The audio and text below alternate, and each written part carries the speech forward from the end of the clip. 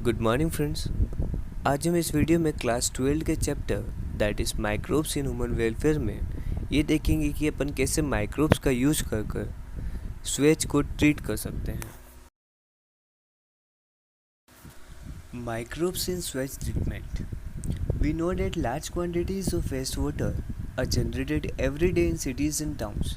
यानी कि अपन ये देखते हैं कि हर जगह पे डेली के एक्सेस में रोज़ाना लार्ज अमाउंट का वेस्ट वाटर क्रिएट होता है। A majority component of this waste water is human excreta, यानी कि जो मेजोरिटी ऑफ वेस्ट वाटर है वो एक ह्यूमन एक्सक्रीटा के फॉर्म में निकलता है। This municipal waste water is also called sewage, यानी कि इस वेस्ट वाटर को अपन स्वेज बोलते हैं। It contain large amount of organic matter and microbes, यानी कि इसके अंदर बहुत सारा ऑर्गेनिक मैटर और माइक्रोब्स प्रेजेंट होता है। Many of which are pathogenic, यानी कि ये पैथोजेनिक होते हैं, यानी कि डिसीज कॉजिंग होते हैं। This cannot be discharged into natural water bodies like rivers and streams directly, यानी कि ये जो वेस्ट वाटर होता है उसको डायरेक्टली रिवर, नदियों के अंदर और एक बड़ी बड़ी स्ट्रीमों के अंदर नहीं डाला जाता है। इसको पहले ट्रीट करा जाता है और उसको पहले लेस पोल्यूटेंट बना के फिर इसको रिवर और उसके अंदर डायरेक्टली फिर डाला जाता है। You can understand why. Before disposal hence sewage is treated in sewage treatment plants, यानी कि जब उसको अगर अपन रिवर के अंदर डाल रहे हैं अपने पानी को तो उसको पहले इसको ट्रीट करते हैं कि उसको लेस पोल्यूटेंट बनाते हैं, फिर उसको नदी नालों में मतलब नदियों के अंदर डाला जाता है to make it less polluting. Treatment of waste water is done by the heterotrophic microbes naturally present in the sewage. The treatment is carried out in 2 stage, यानी कि अब अपन इस प्रोसेस में क्या करेंगे कि अपने पास जो वाटर है वो क्या है, पॉल्यूटेड वाटर है। अब अपन इसको लेस पोल्यूटेड करेंगे। अब अपन इसको माइक्रोब्स के चैप्टर में पढ़ रहे हैं, यानी कि अपन माइक्रोब्स का यूज़ करके पॉल्यूटेड वाटर को लेस पोल्यूटेड में कन्वर्ट करेंगे। तो वो माइक्रोब्स कौन से होंगे, वो हेटेरोट्रोफिक माइक्रोब्स होंगे। तो ये चीज़ थोड़ी नोट करने की है, तो प्लीज़ नोट इट कि यहाँ पे हेटेरोट्रोफिक माइक्रोब्स का यूज़ करके अपन वाटर को लेस पोल्यूटिंग बनाएंगे। The treatment is carried out in 2 stage, यानी कि ये जो स्वेज ट्रीटमेंट की जो प्रोसेस है ये 2 स्टेप में होती है। पहली process primary treatment. This treatment steps basically involve physical removal of particle, यानी कि प्राइमरी ट्रीटमेंट के अंदर अपन बड़े बड़े पार्टिकल को फिजिकली रिमूव करते हैं, large and small from the Suez through filtration and sedimentation. Physically भी अब कैसे रिमूव करना है, बाय फिल्ट्रेट करके या फिर सेडिमेंट करके। These are removed in stages. Initially, floating debris is removed by sequential filtration, यानी कि अपन जो नॉर्मल जो पानी बहता है उसको अपन फिल्टर करके अपन पार्टिकल्स को सेपरेट कर सकते हैं। Then the grit, soil and small pebbles are removed by sedimentation, यानी कि अपन पानी को थोड़ी देर के लिए स्टॉप कर लेते हैं और फिर जो पत्थर है और जो भी स्मॉल पेबल्स है वो नीचे सेडिमेंट हो जाते हैं, जिसको अपन प्राइमरी स्लज बोलते हैं। ये चीज़ इंपॉर्टेंट है कि जो प्राइमरी ट्रीटमेंट के अंदर जो चीज़ सेडिमेंट हो रही है उनको अपन प्राइमरी स्लज बोलेंगे। All the solid that settle from the primary sludge and the supernatant form the effluent from the primary settling tank is taken for the secondary treatment. यानी कि अब जो प्राइमरी ट्रीटमेंट में जो वाटर बचा है जिसमें बड़े बड़े पार्टिकल्स को तो अपन ने रिमूव कर लिया है, लेकिन अभी वो पानी पॉल्यूटेंट है, तो उसको अपन सेकेंडरी ट्रीटमेंट के लिए आगे डालेंगे, जिसको अपन सेटलिंग टैंक बोलेंगे। यानी कि जब प्राइमरी ट्रीटमेंट से जो वाटर बचा है उसको अपन आगे सेटलिंग टैंक में डालेंगे for the secondary treatment.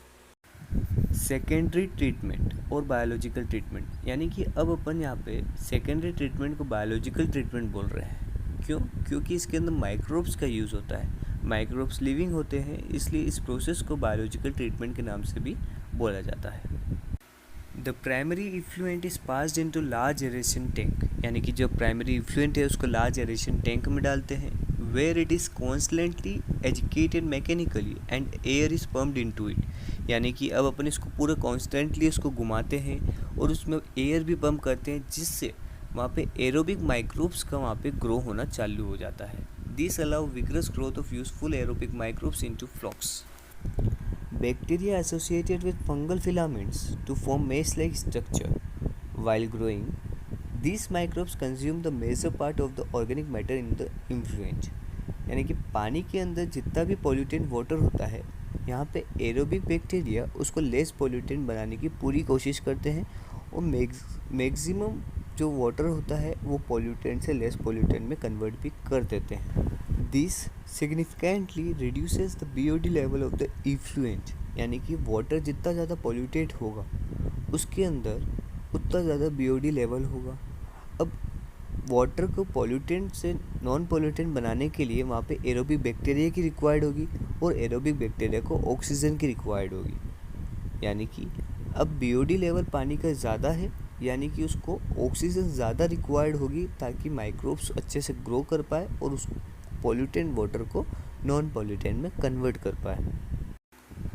BOD refers to the amount of oxygen that would be consumed if all the organic matter in 1 liter of water were oxidized by bacteria। यानी BOD का मतलब यह है कि 1 litre water के अंदर कितना pollutant present है, यानी कि कितना पॉल्यूशन प्रेजेंट है और बैक्टीरिया कितना उसको ऑक्सीडाइज कर पाता है। तो जो कैपेसिटी होगी उसकी ऑक्सीजन की, उसको BOD बोलेंगे, यानी कि biochemical oxygen demand.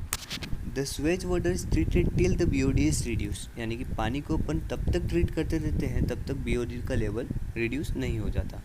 The BOD test measures the rate of uptake of oxygen by microorganisms in a sample of water, यानी कि पानी के अंदर ऑक्सीजन का लेवल ज़्यादा है, यानी कि वाटर पॉल्यूटेंट है।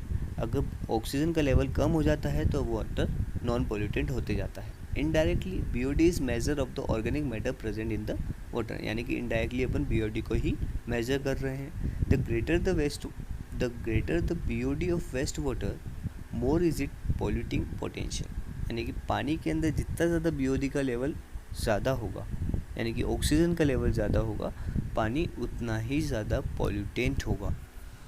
Once the BOD of sewage water or wastewater is reduced significantly, the effluent is then passed into the settling tank where the bacterial flux are allowed to sediment.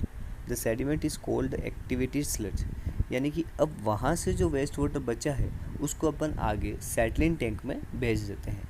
यहाँ पे अपन bacterial का, यानी कि जो aerobic bacteria उनको वहाँ पे sediment करते हैं, जिनको अपन एक्टिवेटेड स्लज के नाम से जानते हैं। A small part of activated sludge is pumped back into the aeration tank, यानी कि जो यहाँ पे जो एक्टिवेटेड स्लज बना है उसको थोड़ा सा पार्ट को अपन वापस से एरेशन टैंक में डाल देते हैं, जो कि सेकेंडरी ट्रीटमेंट की पहली प्रोसेस होती है, जिससे वहाँ पे इनोकुलेशन हो जाता है, यानी कि उसकी स्टेट को, उस प्रोसेस को स्टार्टअप मिलता है, एक इनिशिएशन मिलता है।